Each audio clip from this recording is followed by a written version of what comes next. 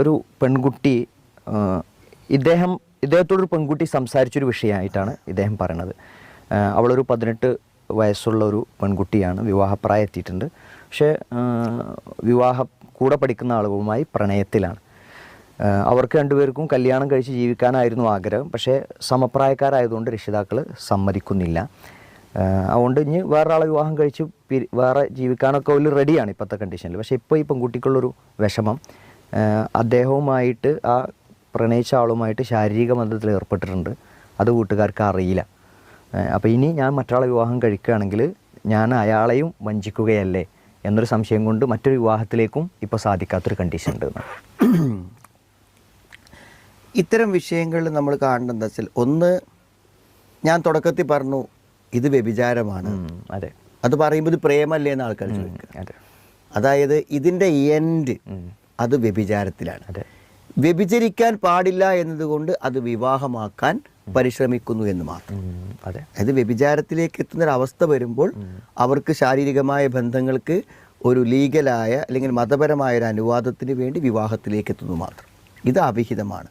അപ്പോൾ ഇവിടെ ധാരാളം പെൺകുട്ടികൾ എന്ത് ചെയ്യുന്നുണ്ട്, അവിഹിതത്തിൽ പെട്ടുപോകുന്നു യഥാർത്ഥത്തിൽ ഈ ഒരു കാര്യത്തിലൂടെ എന്നുള്ളതാണ്. ഇപ്പോൾ ഈ കഴിഞ്ഞൊരു പ്രാവശ്യം ഒരു പെൺകുട്ടിയോട് പ്രേമത്തിൻ്റെ കാര്യത്തിൽ സംസാരിക്കുന്ന സമയത്ത് ഞാൻ അവളോട് വെറുതെ ചോദിച്ചതാണ്, അവൾ ഒരു ബാഡ് ടച്ച്, അതായത് മോശമായ സ്പർശനങ്ങൾ അവൻ്റെ ഭാഗത്ത് നിന്ന് ഉണ്ടായിട്ടുണ്ടോ? ഉണ്ടെന്നാണ് പറയണത്.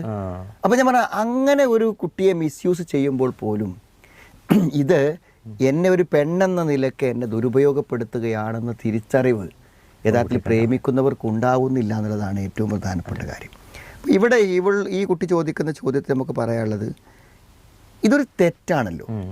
തെറ്റ് മനസ്സിലാകുന്നത് എവിടെ വെച്ചാണോ അവിടെ വെച്ചുകൊണ്ട് വലം യുസിറു അലാമ ഫഅലു വഹും യഅലമൂൻ, അറിഞ്ഞുകൊണ്ട് ഒരു തെറ്റിൽ ഷടിച്ച് നിൽക്കാൻ പറ്റില്ല.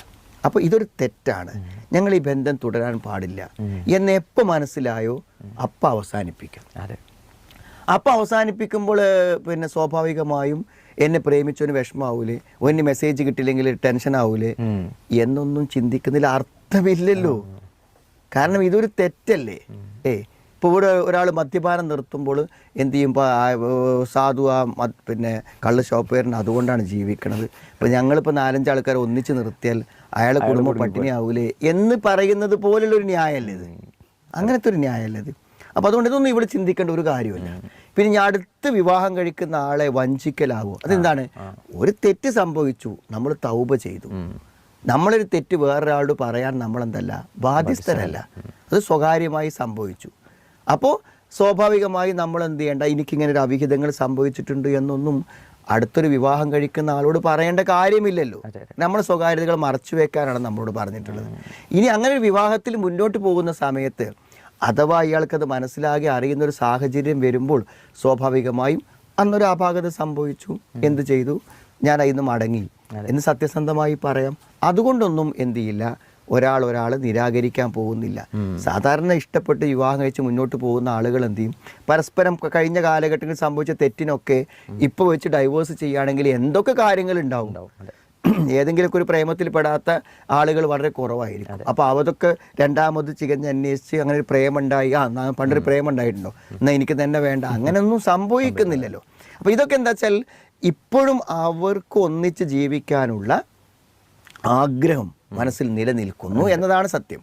അതുകൊണ്ട് എന്ത് ചെയ്യാണ്, ഈ വിവാഹം നടക്കുന്നില്ല, അപ്പോൾ വേറൊരാളെ വിവാഹം കഴിക്കാൻ ഇയാൾ മനസ്സിലുണ്ടാകുമ്പോൾ സാധിക്കൂല, അപ്പോൾ സ്വാഭാവികമായിട്ട് ഒരു ചതിയാകുമോ വഞ്ചനയാകുമോ എന്നൊക്കെ എന്ത് ചെയ്യാണ് ഒരു സംശയം മനസ്സിൽ വരികയാണ് ചെയ്യുന്നത്. അതൊന്നും ചിന്തിക്കേണ്ട കാര്യമില്ല, ഇത് തെറ്റാണ്, അത് മാതാപിതാക്കൾക്ക് ഇഷ്ടമല്ല. അവിഹിതത്തിലൂടെയുള്ള ഒരു വിവാഹത്തിന് അള്ളാഹുവിൻ്റെ ഒരു അനുഗ്രഹം ലഭിച്ചോളണമെന്നില്ല. അതുകൊണ്ട് ഉടനെ പശ്ചാത്തപിച്ച് ഖേദിച്ച് മടങ്ങിയിട്ട് എന്ത് ചെയ്യുക, ഒരു നല്ല ജീവിതത്തെ ഇപ്പത്തിനേക്കാളും നല്ലതായിട്ട് ദീനിയായിട്ട് നന്നായി ഒന്നും കൂടെ നല്ലതായിട്ട് പിന്നെ നല്ലൊരു വിവാഹം ദീനിയായ ഒരാളെ വിവാഹം കഴിച്ചിട്ട് മുന്നോട്ട് പോകുക എന്നുള്ളത് തന്നെയാണ് അവർക്ക് ഏറ്റവും ഗുണകരമായ കാര്യം.